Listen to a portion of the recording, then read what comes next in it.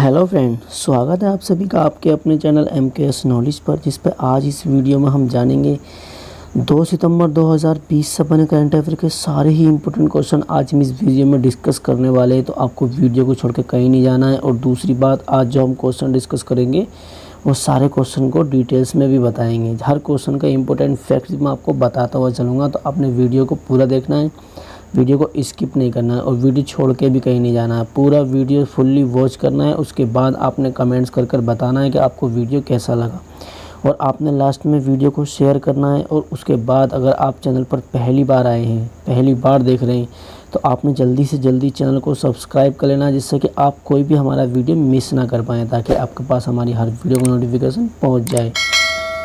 तो चलिए शुरू करते हैं हम अपनी क्लास को। तो देखिए हमारा पहला क्वेश्चन क्या कहता है, आइए दिखाता हूँ मैं आपको पहला क्वेश्चन। तो हम आ चुके हैं अपने पहले क्वेश्चन की तरफ, और हमारा पहला क्वेश्चन कहता है फेसबुक के को फाउंडर मार्क जुकरबर्ग को पीछे छोड़कर कौन दुनिया का तीसरा सबसे बड़ा अमीर शख्स बन गया है। तो आपका सही आंसर होगा एलन मस्क। चलिए जान लेते हैं इस क्वेश्चन को डिटेल्स में। देखिए एलन मस्क के बारे में आपको मैं बताना चाहूँगा कि फेसबुक के को फाउंडर मार्क जुकरबर्ग को पीछे छोड़कर हाल ही में टेक्नोलॉजी एंटरप्रेन्योर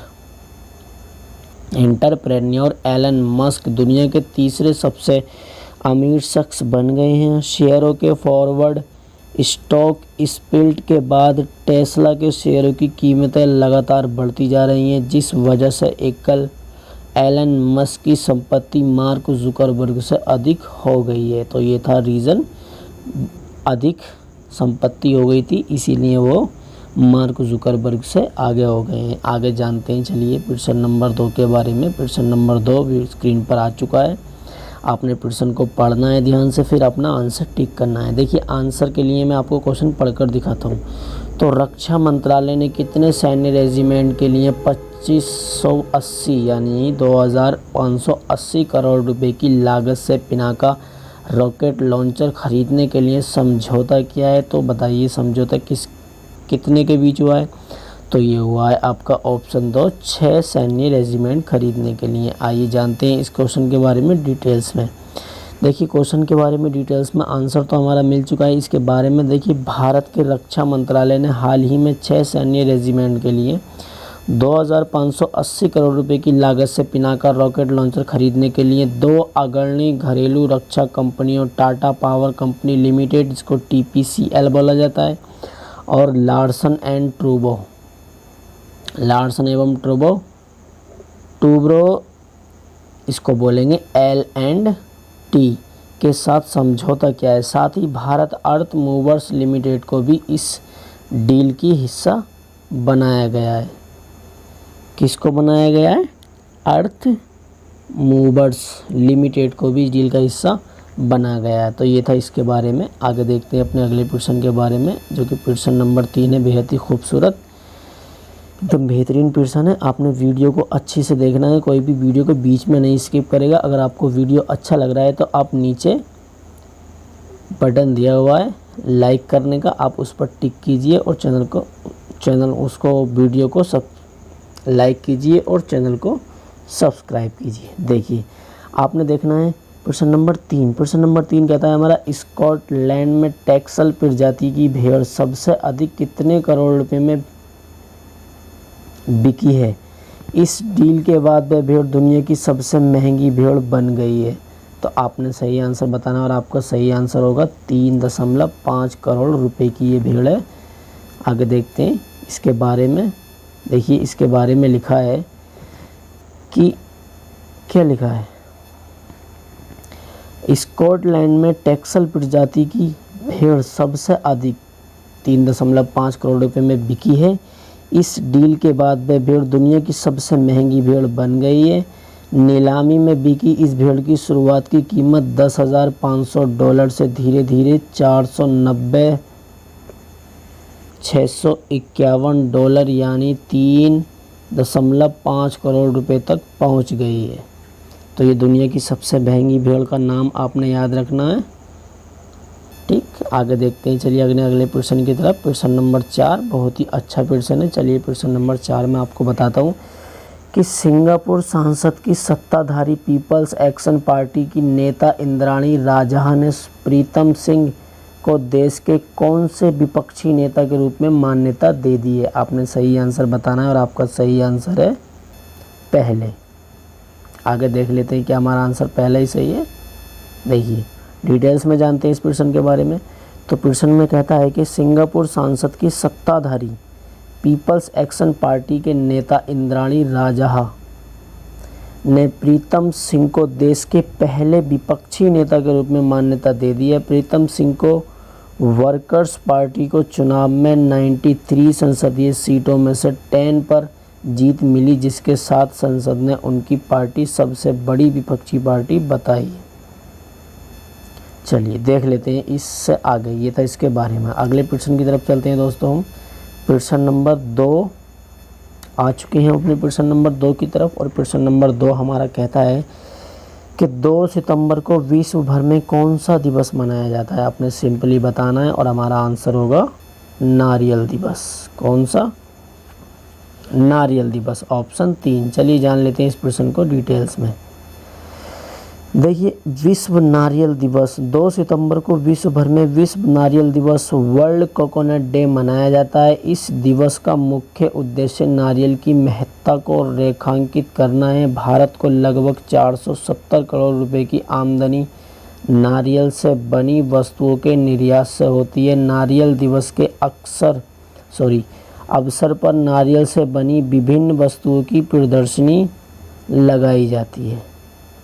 चलिए ये था इस क्वेश्चन के बारे में डिटेल्स में। चलिए आगे जानते हैं अपने अगले प्रश्न के बारे में। और प्रश्न नंबर 6 हमारा कहता है कि भारत के किस राज्य में संयुक्त राष्ट्र के सतत विकास लक्ष्यों के संदर्भ में पहला अंतर्राष्ट्रीय महिला व्यापार केंद्र स्थापित करने की घोषणा की गई है? तो आपने सही आंसर बताना है और हमारा सही आंसर है, बताइए आपका सही आंसर क्या होगा इसमें से। चलिए देख लेते हैं सही उत्तर। और हमारा सही उत्तर, देखिए मैं आपको अपना सही आंसर दिखाता हूँ।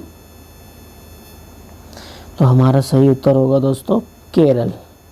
देखिए केरल भारत के केरल राज्य में संयुक्त राष्ट्र के सतत विकास के लक्ष्यों के संदर्भ में पहला अंतर्राष्ट्रीय महिला व्यापार केंद्र, इम्पोर्टेंट क्वेश्चन है, पहला अंतर्राष्ट्रीय महिला व्यापार केंद्र स्थापित करने की घोषणा की गई है, जो कि भारत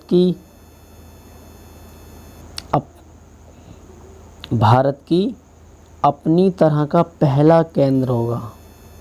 भारत की में अपनी तरह का पहला केंद्र होगा जिसमें महिला उद्यमिता को गति दी जाएगी। तो ये था इसके बारे में। चलिए चलते हैं अपने अगले प्रश्न की तरफ। प्रश्न नंबर 7। और प्रश्न नंबर 7 कहता है हमारा, इनमें से किस यूनिवर्सिटी से मिली 2.50 करोड़ की स्कॉलरशिप के लिए मनाली की जया सागर एशिया की एकमात्र छात्रा हैं जिन्होंने दुनिया के 400 में से टॉप 10 में जगह बनाई है? तो आपका सही आंसर होगा यूनिवर्सिटी ऑफ ब्रिस्टल। चलिए देख लेते हैं अपना सही उत्तर। और हमारा सही उत्तर है यूनिवर्सिटी ऑफ ब्रिस्टल। आगे देखते हैं, यूनिवर्सिटी ऑफ ब्रिस्टल से मिली 2.50 करोड़ की स्कॉलरशिप के लिए मनाली की जया सागर एशिया की एकमात्र छात्रा हैं जिन्होंने दुनिया के 400 आवेदनकर्ताओं में से टॉप 10 में जगह बनाई है। जया सागर इस वर्ष हमीरपुर से इलेक्ट्रॉनिक्स कम्युनिकेशन इंजीनियर बनी है। वह अब क्वांटम कंप्यूटिंग में पीएचडी करने यूके जाएंगी। तो ये था इनके बारे में सभी जानकारी। आगे देखते हैं अपने अगले प्रश्न के बारे में। प्रश्न नंबर 8 हमारा कहता है कि निम्न में से किस देश की महिला टेनिस स्टार क्लिस्टर्स ने संन्यास से वापसी करने की घोषणा की है? तो बताइए किसने घोषणा की है? तो आपका सही उत्तर है बेल्जियम। क्या आंसर था आपने सही आंसर? बेल्जियम। बेल्जियम की महिला टेनिस स्टार किम क्लिस्टर्स ने संन्यास से वापसी करने की घोषणा की है। वे यूएसए ओपन में वापसी करने वाली हैं। किम क्लिस्टर्स ने यूएस ओपन टेनिस टूर्नामेंट वर्ष 1999 में खेली थी। तब उन्हें सेरेना विलियम्स के हाथों हार का सामना करना पड़ा था। किम क्लिस्टर्स 2012 के बाद पहली बार किसी ग्रैंड स्लैम टूर्नामेंट में खेल रही हैं। चलिए आगे देखते हैं अपना अगला प्रश्न नंबर 9, जो कि बेहद ही खूबसूरत है। देखिए प्रश्न नंबर 9 कहता है कि भारत के किस पड़ोसी देश ने पूर्व राष्ट्रपति प्रणब मुखर्जी के निधन पर एक दिन का राष्ट्रीय शोक का ऐलान किया है? तो ये किया है बांग्लादेश ने। चलिए जानते हैं इसके बारे में डिटेल्स में। देखिए बांग्लादेश, भारत के पड़ोसी देश बांग्लादेश ने पूर्व राष्ट्रपति प्रणब मुखर्जी के निधन पर बांग्लादेश की पीएम शेख हसीना ने शोक व्यक्त करते हुए दिन के राष्ट्रीय शोक का एक दिन के राष्ट्रीय शोक का ऐलान किया है। पूर्व राष्ट्रपति प्रणब मुखर्जी को 26 जनवरी 2019 में भारत रत्न से सम्मानित किया गया था। तो यहाँ पर बनने वाला इम्पोर्टेंट क्वेश्चन क्या है कि प्रणब मुखर्जी को 26 जनवरी 2019 में भारत रत्न मिल चुका है। आगे देखते हैं प्रश्न नंबर 10। देखिए प्रश्न नंबर 10 कहता है हमारा कि सऊदी अरब की तेल कंपनी अरामको ने देश के उत्तरी क्षेत्र में कितनी नई तेल और गैस फील्ड की खोज की है? तो आपका सही आंसर होगा 2 नई और गैस फील्ड की खोज की गई है। चलिए देखते थे सही उत्तर।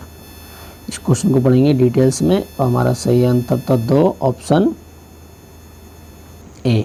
आगे देखते हैं सऊदी अरब की तेल कंपनी अरामको ने देश के उत्तरी क्षेत्र में 2 नई तेल और गैस फील्ड की खोज की है। ये नई तेल और गैस फील्ड प्राकृतिक गैस फील्ड ऑल जौफ इलाके में मिली हैं, जिसे हदबत अल हजरा नाम दिया गया है। नाम याद रखना है आपको, हदबत अल हजरा नाम दिया गया है।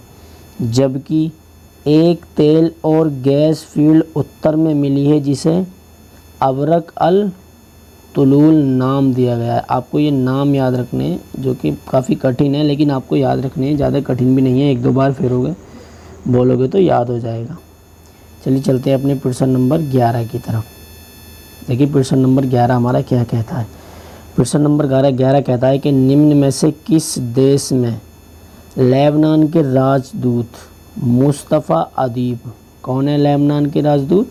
मुस्तफ़ा अदीब को 4 पूर्व लेबनान प्रधानमंत्रियों ने पद के लिए अपनी संसद के तौर पर नामित किया गया है? तो आपने सही आंसर बताना है और हमारा सही उत्तर होगा जर्मनी के हैं ये। चलिए जानते हैं इसके बारे में। देखिए जर्मनी ने लेबनान के राजदूत मुस्तफ़ा अदीब को 4 पूर्व लेबनान प्रधानमंत्रियों के पद के लिए अपनी संसद के तौर पर नामित किया गया है। जबकि पूर्व प्रधानमंत्री नजीब मिकाती पहले ऐसे सांसद थे जिन्होंने राष्ट्रपति महल में परामर्श के दौरान औपचारिक रूप से मुस्तफ़ा अदीब को नामित किया था। देखिए ये था इनका इम्पोर्टेंट फैक्ट्स। यदि आपको हमारा वीडियो पसंद आया हो तो आपने वीडियो को लाइक करना है, चैनल को सब्सक्राइब करना है। मैं देखता हूँ कोई भी बच्चा मेरी वीडियो पर लाइक नहीं करता है। आप पहली बार देख रहे हैं तो आपको तो लाइक करना पड़ेगा और चैनल को सब्सक्राइब कीजिए दोस्त, जिससे आपके पास हमारी हर वीडियो का नोटिफिकेशन पहुँचता रहे।